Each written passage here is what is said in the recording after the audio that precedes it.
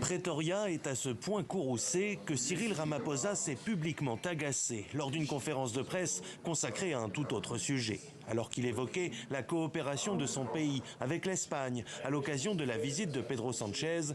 Le président sud-africain est revenu sur l'alerte émise la veille par l'ambassade américaine à propos de possibles attentats terroristes. Nos agences sont en alerte et examinent de très près ce type de menaces. Donc, toute forme d'alerte viendra du gouvernement de la République d'Afrique du Sud.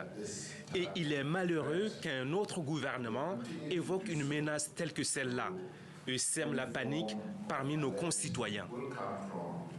Tout est parti de ce message, publié sur le site de l'ambassade américaine en Afrique du Sud. Des terroristes pourraient avoir prévu de mener un attentat dans le périmètre de Sandton, cette riche banlieue au nord de Johannesburg, où se tient cette fin de semaine un important rassemblement. À Durban, où les forces de l'ordre sont déjà fortement mobilisées à l'occasion de la cérémonie d'intronisation officielle du roi Zulu, le chef de la police s'est voulu rassurant. Ce week-end, en plus de l'intronisation du roi Zulu, il y a la marche des fiertés à Sandton. Il y a un match de rugby et puis ce fameux classico en football. Nous sommes prêts à faire face à tout cela. Même s'il n'y avait pas de menace, nos policiers y sont toujours préparés.